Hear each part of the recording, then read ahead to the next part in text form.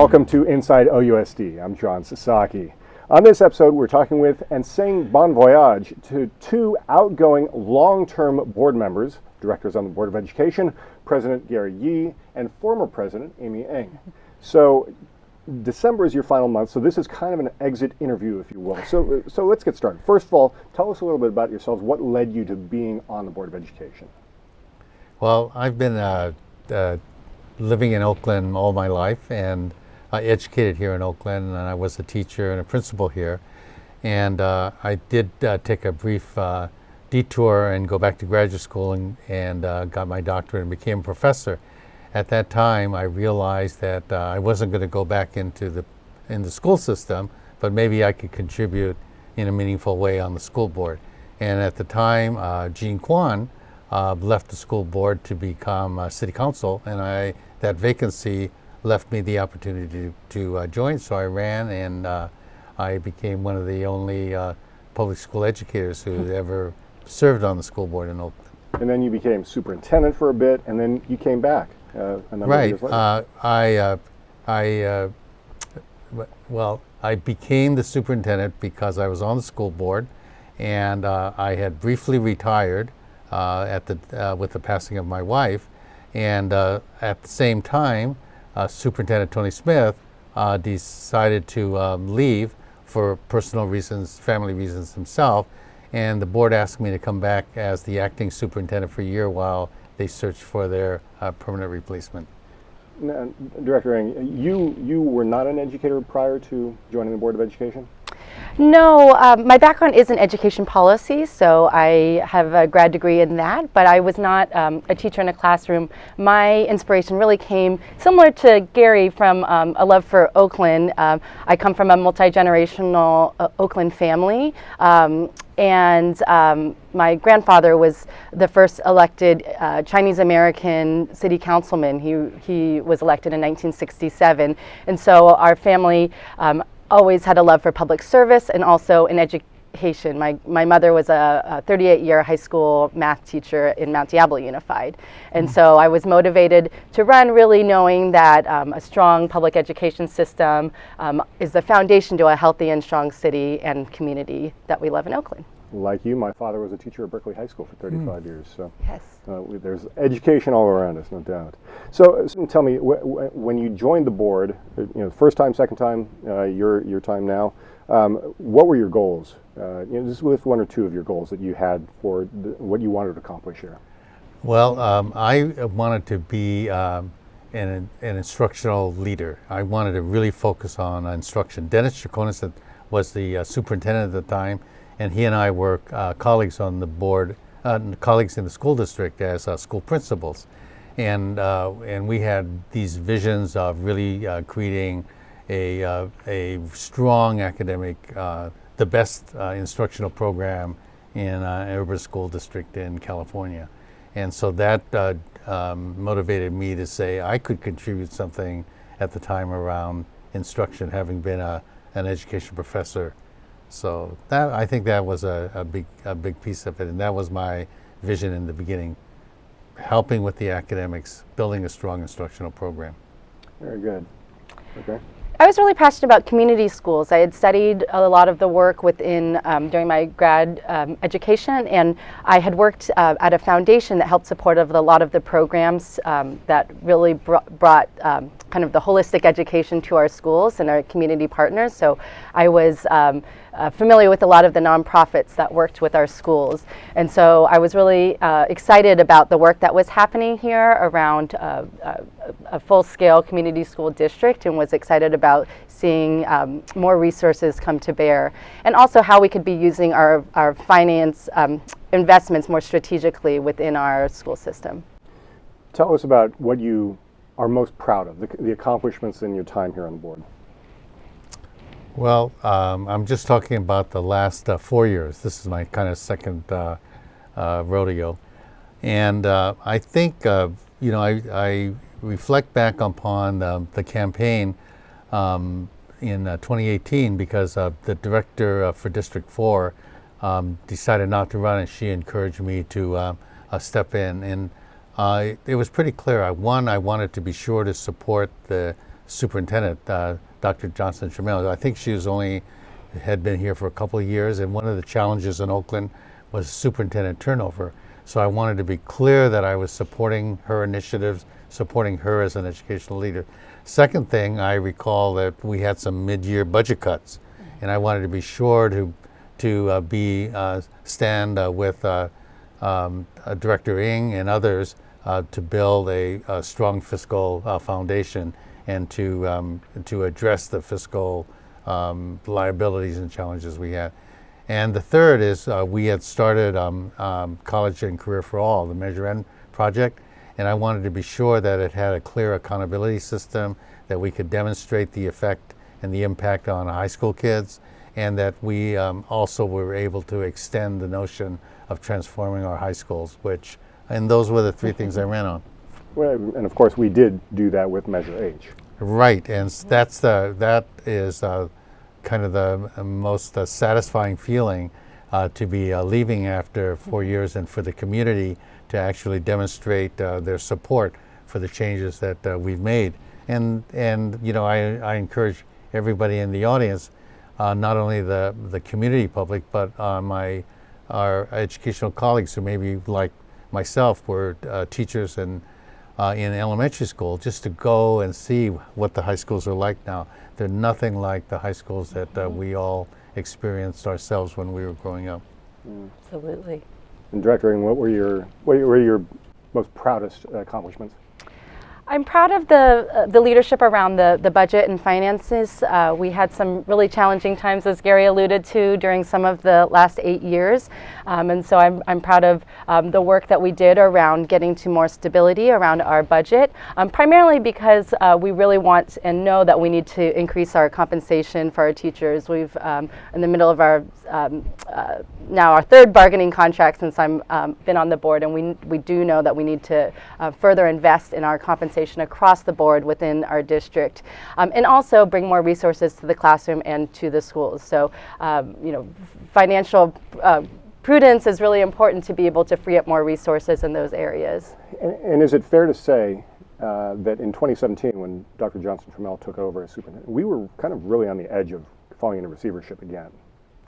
We definitely had some very challenging and scary times in terms of our budget and finances around 2016 and 2017. And so now we're no longer there. We're in a much better situation, and we do have, because of some of the tough decisions that we made, we are in a much better place. Although a lot of our funding is one-time funding, and so it does set us up for a challenging, couple of years and some conversations around trade-offs and discussions for the new board. But I will say that is an area that I feel proud of, and I'm also proud of 1025 Second Avenue and really helping to. It's been taking a long time, but in terms of setting a direction for the future, that is a vision that's in partnership with our community stakeholders and really being able to serve our most vulnerable students in the future years. Of course, you're talking about the former district headquarters right across the street from law school. Yes, Yeah. yes, Okay. thank you. Yeah. One of the things that Director Ng mentioned was, maintaining the commitment to a full-service community school district, and that implies a lot of kinds of services and a lot of transformation of our philosophy of education to be more around community health and recognizing all the underlying challenges that impact the ability to function and to succeed in education. So a lot of that has contributed to some extent to the budget challenges that we have, especially when we have declining enrollment. And frankly, we went through the Great Recession in 2008, and it took us many, many years to recover from that. And the state funding for schools really didn't start to accelerate and meet those needs until about 2014-15. So the whole system was a balance between maintaining those additional support services for our students, and maintaining fiscal solvency. So I want to just congratulate Director Ng, who stayed in budget and finance over all those years and staying on staying on task and ensuring that the district has long-term fiscal solvency, not just year to year, just making the budget. So, congratulations. Congratulations to both of you. Do you have any regrets about your time? Anything that maybe you wanted to accomplish that maybe you didn't? You know, when you ask that question, the first thing that comes to mind to me, frankly, is some of the very challenging board meetings we had when around school consolidations, especially the merger of Kaiser into Sankofa and the merger of Roots into CCPA. You know, those generated a lot of visceral pain as well as anger and hostility, and some of it led to some actual injuries, and some, you know, both emotional injuries and physical injuries and hurt. I want to say I don't regret the decisions that we made. I do feel, in retrospect, if you ask me about regrets, I regret the pain and the injuries that were actually occurred then. I don't think any of it was intentional on anybody's part, but sometimes those things happen, and you know, that is something I'll remember, you know, for the rest of my life. Thank you. Director, what about regrets for you? Well, overall, I'm a pretty optimistic person, so I like to look forward and not look back as much. But I will say that because of all the time that we had to spend on our finance situation and a lot of the budget concerns, we didn't spend enough time talking about academics, particularly around third grade reading and literacy. I know it's something that our superintendent's really focused on. We have a strategic plan, and there's a lot of work citywide now focused on elevating our literacy levels. But looking back, I do wish that we could have spent more time programmatically really focus on our academics and our instructions for our third grade reading. Are you looking forward to maybe not having those challenging meetings in your future anymore? I would say so. I think my family is very excited to have me home more, and especially my husband not having me away with the two kids at night. It pulls a lot in terms of personal sacrifice for your family. A lot of people don't know how much time and effort you guys would invest in your time on the board. I mean, you know, it's not a paid position; you get a stipend, but that's a lot of hours you put in every week for this, is it not?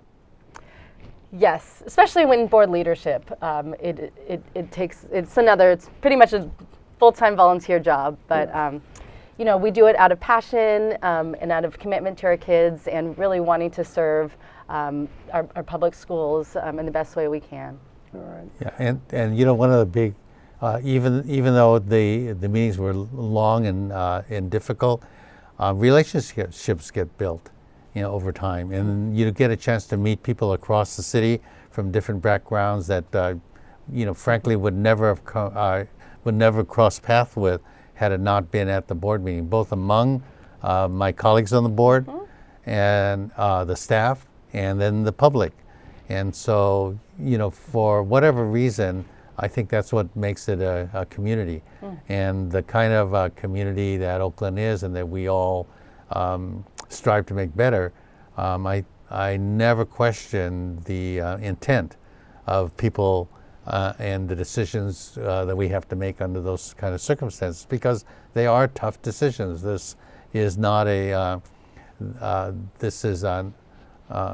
it is not easy to plan for the future of a city and the future of kids without having some challenging decisions to make. Not to mention when there are a lot of competing interests as well. Competing interests, right? Yeah.